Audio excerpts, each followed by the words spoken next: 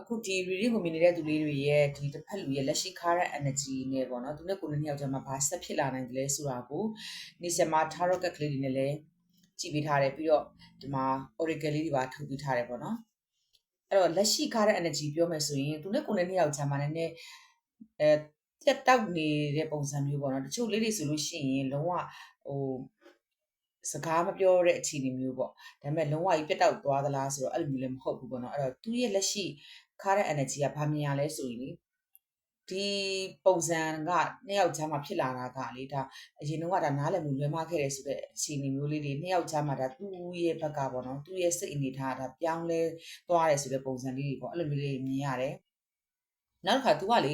ပတ်ဝန်းကျင်ကိုဂရုစိုက်တတ်တဲ့လူမျိုးဆိုတာကိုဒီမှာမြင်နေရတယ်ပြီးရင်သူ့ရဲ့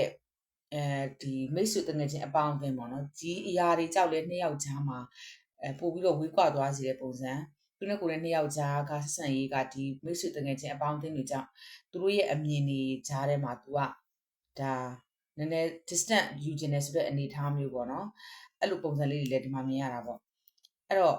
तू ကလုံးဝကိုယ်လွတ်ချနိုင်သလားဆိုတော့ तू ကတော့လုံးဝလွတ်ချနိုင်တဲ့အနေအထားမှလည်းမရှိဘူးကိုယ့်ဘက်ကလည်းမလွတ်ချနိုင်ဘူးပေါ့နော်ပြီးတော့ဆက်ဆံရေးကအဲ့လိုပြီးဆုံးသွားလိုက်ပြန်လဲစတင်လိုက်ဆိုတဲ့ energy လေးတွေအများကြီးမြင်ရတယ်အရင်တုန်းကလည်းဒါသူနဲ့ကိုယ်နဲ့တည်းကပြီးဆုံးသလိုဖြစ်ခဲ့တယ်ဒါပေမဲ့တစ်ဖက်ဘက်ကပြန်လဲစတင်ခဲ့တယ်အခုလက်ရှိမှလည်းအဲ့လိုမျိုးပေါ့နော်ဆက်ဆံရေးကဒါဟိုပြီးဆုံးသလိုမျိုးတော့ကိုယ်စိတ်ထဲမှာထင်ရပေမဲ့ဒါပြန်လဲစတင်ဦးမယ်ဆိုတဲ့ energy လေးတွေပေါ့နော်နှစ်ယောက်ကြားမှာအခုဒီ reading ကိုကြည့်ပြီးတော့အခုဒီတစ်လအတွင်းမှာပေါ့နော်သူနဲ့ကိုယ်နဲ့နှစ်ယောက်ကြားမှာဒါဆက်သွယ်မှုတွေပြန်ဖြစ်လာပြီးတော့မှပြန်လဲစတင်ရအောင်မယ်ဆိုတဲ့ energy လည်းမြင်ရတယ်ပြီးရင်ဒီနှစ်ကုံပိုင်းလောက်မှာတစ်ခါပြန်ပြီးတော့နှစ်ယောက်ကြားမှာဒါအဲ့လိုမျိုးပဲဒီအထင်မြင်လွဲမှားမှုလေးတွေပြတ်တောက်မှုလေးတွေဖြစ်ပြီးတော့မှတစ်ခါပြန်လဲစတင်ရအောင်မယ်ဆိုတဲ့ပုံစံလေးတွေလည်းဒီမှာမြင်ရတယ်ပေါ့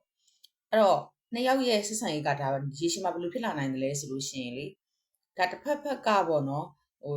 ပြောရမယ်ဆိုရင်တော့ situationship ပုံစံမျိုးတော့ဖြစ်နေတာပေါ့နော်ဒါပေမဲ့ဆက်ဆက်ရေးကမတိုးတက်နိုင်ဘူးလားဆိုတော့တိုးတက်နိုင်တဲ့ energy ကတော့ရှိတယ်ဒါပေမဲ့အချိန်ယူရအောင်မယ်ဆိုတဲ့ပုံစံမျိုးအရင်လောလို့မရဘူးဆိုတဲ့ပုံစံမျိုးလေးတွေမြင်ရတယ်အဲ့တော့ကိုယ့်ဘက်ကအတီးဖိအားပေးပြီးတော့ဒီဆက်ဆံရေးကိုပေါ့နော်ဒါအဆင့်တက်လာအောင်ကြိုးစားမယ်ဆိုရင်လည်းဒါကရေရှည်မှာအဆင်မပြေနိုင်ဘူးပေါ့နော်ကိုယ်အနေနဲ့နှစ်ယောက်ကြားမှာကအခက်အခဲတွေအများကြီးရှိတယ်အချိန်ယူရအောင်မယ်ကြိုးစားရအောင်မယ်ဒါပေမဲ့တိုးတက်နိုင်ခြေရှိတယ်ဆိုတဲ့ပုံစံလေးတွေမြင်ရတယ်ပေါ့နော်ဒါပေမဲ့ဒီမှာကဒီလိုချစ်သူရည်စားပုံစံဒီ energy မျိုးလေးတွေကဒီမှာအရင် strong မဖြစ်သေးတဲ့အတွက်ကြောင့်မို့လို့ဒီဆက်ဆံရေးကဟိုတိုးတက်နိုင်ခြေရှိတယ်ဆိုပေမဲ့ပေါ့နော်ဒီလိုချစ်သူအလားလာပေါ့ဖြစ်သွားနိုင်တယ်ဆိုတဲ့အနေအထားလောက်ထိကိုတော့ဒီမှာ reading မှာတော့မပြထားဘူးကတ်တည်းရဲ့ energy ကမပြထားဘူးပေါ့နော်အဲ့တော့ဒီနေ့ reading လေးကိုဒီမှာပဲ